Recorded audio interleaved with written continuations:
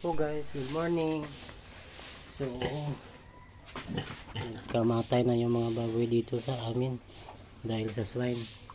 Ito cobra dilaw to pero walang laman. Battle na lang, bumili ako ng cobra green. Konti na lang pinapainom ko sa kanya. Ngayon ko lang na videohan. Pang ano lang to, pang tawag doon. Sige na, ginaganito ko siya. Konti na lang, matatapon yung iba. Palakas naman to, energy drink. Ayan ang tumayo. Bagong panganak. 22, 23, 24, 25. Nasa 4 days pa lang itong nanganak. Sige. Ayaw kumain. Kagabi malakas pa kumain. Gulat ako nung umaga nito. Wala na, ayaw na. Yung doon sa kabila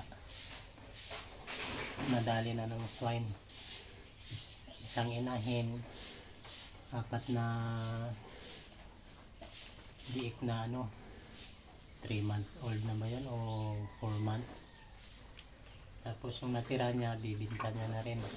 Isang inahin, dalawang inahin, hindi na rin kumakain, bibinta niya na. Ito yung sa akin ginagawa ko ng paraan. Okay ka lang, sayang yan. Sige. Sige na. Kita nyo guys, hindi na siya gumagalaw masyado. Kasi kung malakas pa to, ayaw nang ganituhin to eh. Babangon to eh. Ito, hindi na nakakabangon. Kagabi lang to. Alas 12. Madaling araw kagabi. Pinakain pa, marami pa. Tapos nitong umaga, gulat ako. Ayaw nang tumayo. Ayaw kumain. Kaya pinainom ko na rin ng asukal. Tinunaw ko sa yung maskubado na asukal. Tinunaw ko dun sa sa tubig. Ito naman yung asukal. So ito cobra green. Susubukan ko kasi energy drink. No choice na eh. Sana gumaling ka December.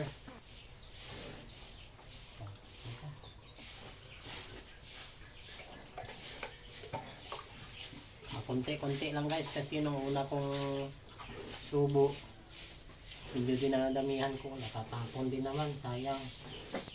At least ito parang nalulunok niya. Uy, lumaban ka, kaya mo yan, makaba. Ito na to, bukal. Sige. Ayan, kakubig.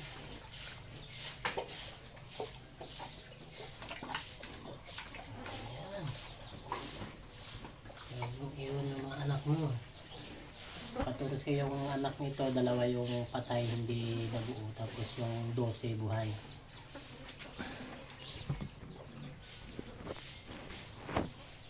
Ito yung mga anak niya guys, 4 days old ko lang yan. Ayan, malaki yung